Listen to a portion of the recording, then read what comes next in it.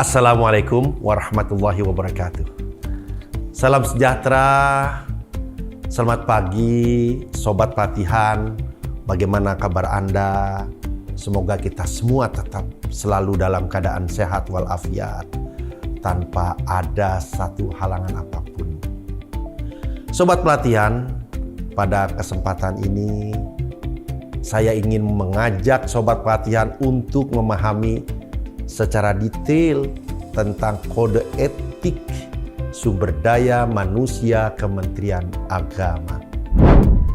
Dan materi ini sangat penting karena kita sebagai ASN tidak akan lepas dengan kode etik kita dan tidak bisa hidup sesuka hati kita sesuai pikiran dan keinginan kita. Bapak Ibu Sobat Pelatihan yang berbahagia, ada beberapa hal yang ingin saya sampaikan terkait dengan kita sebagai aparatur sipil negara Kementerian Agama. 3 hal yang akan nanti saya sampaikan. Pertama adalah bagaimana potret ideal sumber daya Kementerian Agama. Yang kedua, terkait dengan makna filosofis jargon ikhlas beramal Kementerian Agama. Dan yang ketiga adalah kode etik pegawai Kementerian Agama. Nah, dari 3 ini saya coba untuk menyampaikan ya dari yang pertama dahulu.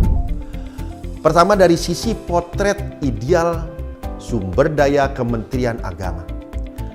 Potret ideal kita sebagai SDM Kementerian Agama, kita tahu bahwa kita ini adalah orang yang mendapat amanah atau tugas sebagai pegawai negara atau pegawai pemerintah yang memang tugas kita membantu pimpinan kita bagaimana terkait dengan pendidikan dan layanan agama dan keagamaan ini bisa terlayani dengan baik kepada masyarakat dan bisa bermakna dan bisa diaplikasikan dalam kehidupan sehari-hari di masyarakat. Nah, oleh karena itu yang pertama tentunya kita potret idealnya SDM Kementerian Agama justru nilai-nilai agama itu menjadi bagian yang tidak terpisahkan. Ibaratnya kita pakai baju lah, kita pakai baju sehari-hari ini ya. Maka nilai agama itu bagian dari baju kita yang kita harus terapkan, ya kan? Bagi yang beragama Islam, jadikanlah nilai agama Islam itu sebagai pakaian dia sehari-hari. Dalam kehidupan di rumah, ya dengan keluarga, di kantor dia, di tempat bertugas, di masyarakat bagaimana dia melakukan pengabdian, bekerja, bertugas, begitu juga dalam kehidupan bermasyarakat, berbangsa, dan bernegara. Jadi nilai agama itu tidak bisa dipisahkan karena kita sebagai aparatur sipil negara Kementerian Agama. Itu yang pertama. Nah, nilai-nilai agama ini yang sifatnya universal yang harus kita bangun, ya. Terutama dari kita dulu. Kita sebagai aparatur sipil Kementerian Agama, kita yang harus memakainya nilai agama itu. Yang pertama adalah bagaimana kita mampu atau tidak ya menegakkan kebenaran sesuai dengan apa yang menjadi tugas bagian kita dalam bekerja, dalam hidup di keluarga maupun di masyarakat. Menebarkan kebaikan-kebaikan itu sangat penting karena semua agama pasti memiliki nilai-nilai keagamaan yang universal tadi, yaitu bagaimana kita mampu menegakkan kebenaran dan menebarkan ya kan nilai-nilai atau hal-hal yang bersifat kebaikan itu penting sekali. Yang kedua, bagaimana kita mampu atau tidak melaksanakan tugas kita dengan penuh tanggung jawab, ya. Karena kita setiap individu manusia lahir di muka bumi ini, apa yang telah ditetapkan dalam agama kita masing-masing bahwa kita ini sebagai manusia diberikan tugas dan tanggung jawab. Sebagai di rumah, sebagai kepala rumah tangga, kalau bapak, kalau ibu sebagai ibu rumah tangga, bagaimana tanggung jawab kita lakukan tugas itu. Kalau kita di kantor, semua apalagi kita ini sudah menjadi pejabat, ada jabatan fungsional, ada jabatan struktural. Tentu memiliki konsekuensi logis dari jabatan. Nah, ini tanggung jawab penting sekali. Yang ketiga, terkait dengan apa yang kita lakukan itu, nilai agama itu pasti setiap pekerjaan yang kita lakukan mesti ada tanggung jawab. Perlu ada pertanggungjawaban dari kita.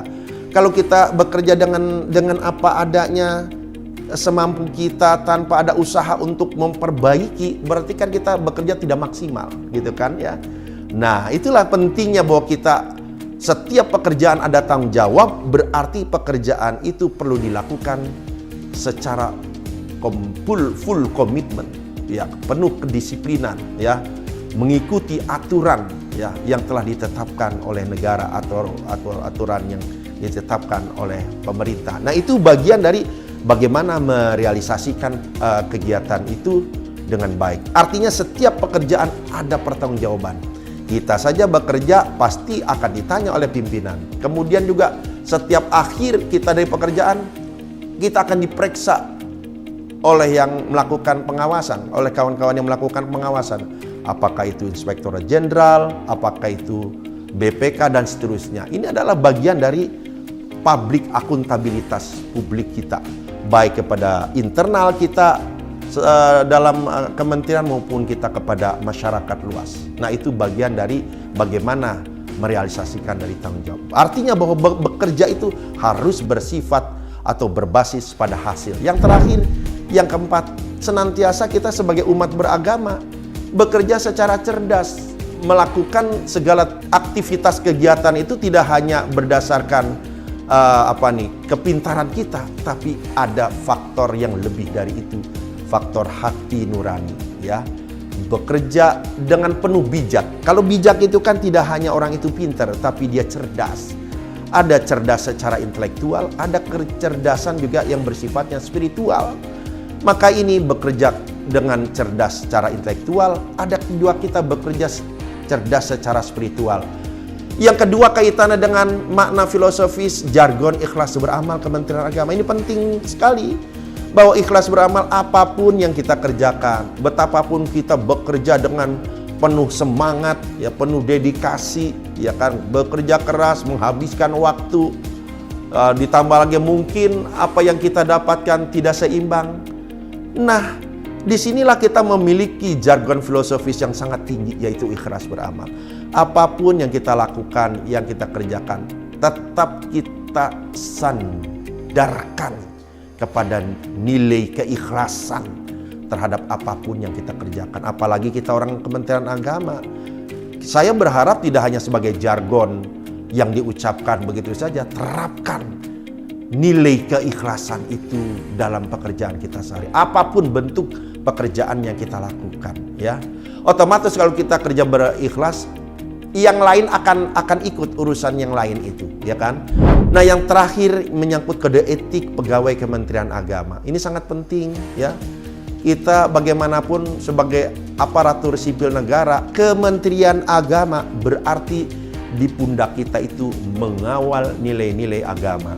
Apabila kita melakukan tindakan yang melanggar peraturan yang ditetapkan oleh negara atau pemerintah, berarti otomatis akan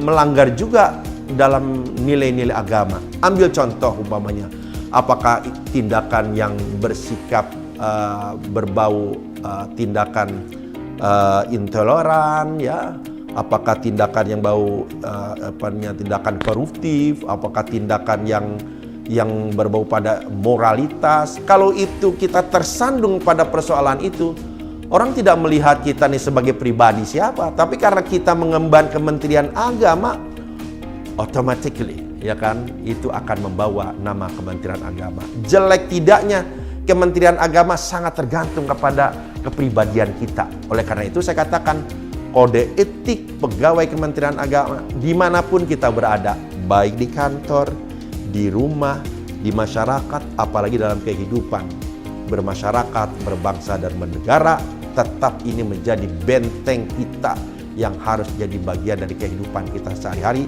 yang kita laksanakan. Bapak dan Ibu Sobat Pelatihan, pesan saya, teruslah bersemangat mengikuti pelatihan ini sampai selesai. Jangan ada satupun materi dari pelatihan ini yang terlewatkan. Saya berdoa semoga Bapak dan Ibu, Sobat Patihan, selalu dalam keadaan sehat walafiat, selamat mengikuti pelatihan tanpa ada satu halangan apapun. Ya, selalu bahagia dalam menjalankan tugas kita semua. Terima kasih. Wassalamualaikum warahmatullahi wabarakatuh.